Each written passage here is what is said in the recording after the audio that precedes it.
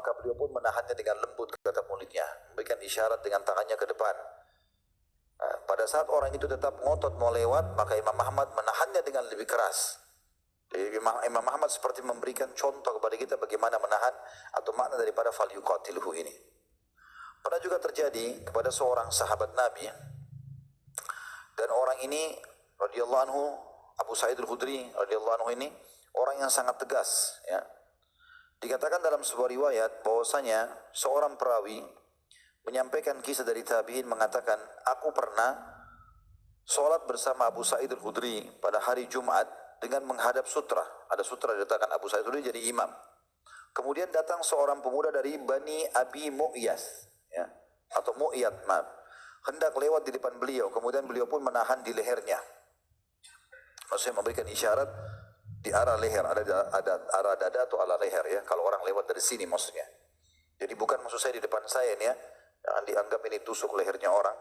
Tapi kita berikan isyarat kalau bukan di arah dada atau di arah leher dia, ya.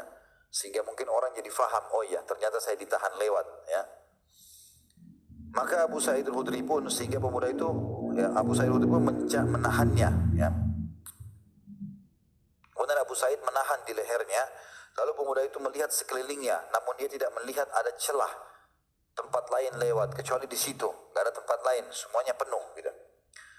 Maka pemuda itu pun berusaha lewat untuk kedua kali, maka Abu Sa'id al-Khudri menahannya lagi pada lehernya, namun lebih sungguh-sungguh dari yang pertama. Akhirnya pemuda itu berdiri sambil mencela Abu Sa'id. Setelah itu dia memilih untuk membela atau membelah kerumunan manusia. Maksudnya dia masuk ke saf-saf. Tadinya dia mau lewati Abu Sa'id sebagai imam untuk pergi sholat di ujung saf. Ternyata Abu Sa'id tahan dua kali, maka dia terpaksa lewat masuk ke saf-saf orang. Dan ini sebenarnya yang betul, ya. Maksudnya dia lewati makmum, bukan lewati imam. Akhirnya pemuda itu pun mendatangi gubernur Madinah pada saat itu bernama Marwan.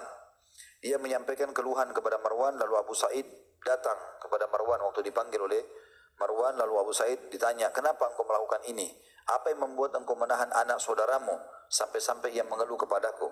Kata Abu Sa'id, aku mendengarkan Nabi SAW bersabda, jika salah seorang dari kalian sholat menghadap sesuatu yang ia jadikan sutra terhadap orang lain, kemudian ada seseorang yang mencoba lewati di antara ia dan sutranya, maka cegahlah di lehernya. Jika ia enggan dicegah, maka perangilah dia, karena sungguhnya ia adalah syaitan. Dalam riwayat lain dikatakan, Abu Sa'id al-Khudri pernah sholat, kemudian anaknya gubernur, kalau tadi dikatakan orang lain, anaknya gubernur Marwan lewat di depannya. Maka Abu Sa'id pun langsung memukulnya. Maka pada saat itu dilaporlah, anak ini melapor kepada ayahnya gubernur Marwan.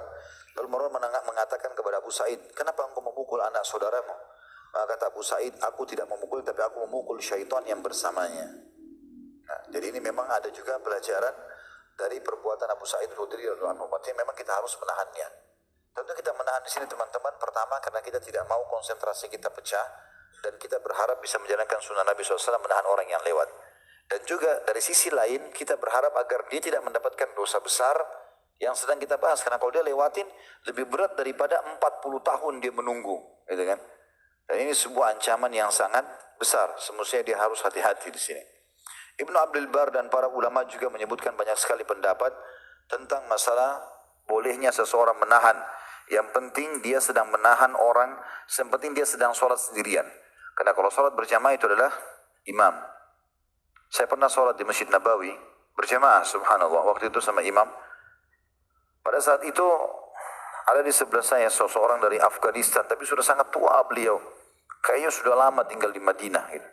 Sudah sangat tua. Dia bawa satu seperti kereta dorong, ya, ada rodanya, di situ ada tas dia, ada perlengkapan makan segala macam.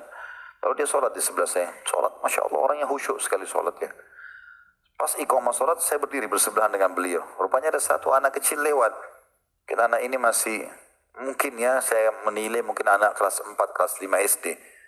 Lewat di situ, lewat di depan makmum. Rupanya dia mau pergi ke saf di ujung, dia lewat depan jemaah semua, lewat saya. Saya juga tidak tahan. Pas lewat depan orang tua ini, langsung ditonjok dia.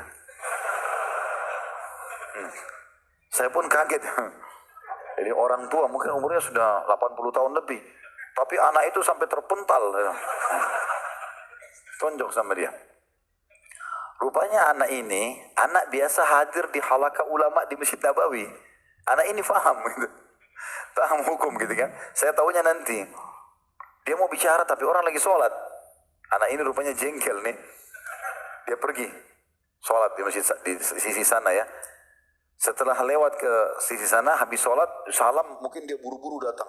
Karena pas habis salam sudah ada di situ dia. Terus dia bilang, hei orang tua. Dia bilang, Syekh orang tua. Dia bilang, kenapa tahan saya tadi? Apa anda tidak tahu kalau memang yang jadi sutra itu adalah imam? Ini mungkin kelas 4, kelas 5 SD. Jadi anda ini gak ada hubungannya, kenapa tonjok saya? Tapi rupanya orang tua itu gak mau paham gitu ya. Dia tidak mau peduli lah itu bicara apa gitu. Dia tidak tanggapin. Tapi subhanallah setelah saya kumpulkan dan melihat dalil-dalil yang ada, memang sebenarnya anak itu yang benar gitu kan. Karena yang tidak boleh dilewati siapa? Imamnya. Sudah paham belum? Saya sengaja katakan contoh ini, jangan antum tonjok-tonjok orang. Lagi sholat berjamaah nggak boleh ada yang lewat ya. Baik teman-teman sekalian, juga yang perlu digarisbawahi di sini dalam masalah ada poin juga diperselisihkan antara ulama tentang masalah sutrahnya sendiri. Ya, ada yang mengatakan bahwasanya pertanyaan apakah boleh membuat sutra-sutra di masjid atau tidak boleh, gitu kan? Maka pendapat yang paling kuat mengatakan sutra itu biarkan alami, artinya tiang orang yang lagi sholat di depan kita, ya. Maka itu yang disesuaikan dengan yang ada di zaman Nabi SAW. Tinggal khilaf di antara orang bagaimana kalau orang sengaja membuat alat-alat sutra itu. Ada yang mengatakan tidak boleh, ada yang mengatakan boleh. Khilaf di antara mereka panjang lebar tentang masalah ini. Tapi intinya yang kita ingin sampaikan adalah sutra itu bagian daripada ibadah yang harus kita jaga. Ya. Dan usahakan jangan sholat kecuali ada sutranya. Di rumah juga begitu. Ya, di rumah juga begitu. Misalnya di kamar ada ranjang, ada lemari, ya, ada sutra. Tentang masalah kasus yang lain, kalau ada anak-anak kecil, misalnya ibu-ibu, akhwat kita pegang bayi, mereka lula-lalang itu gak ada masalah. Satu-satunya keadaan di mana ulama masih memberikan keringanan kalau anak kecil yang lewat. Misalnya dia masih kecil, dia gak ngerti, dia mutar-mutar di depannya ayahnya, ibunya. Gak mungkin setiap lewat ditahan, sampai lewat ditahan, gak mungkin. Maka itu keadaan yang masuk dalam uzur gitu kan. Karena dia tidak mengerti dan orang tuanya tidak mungkin menahannya terus.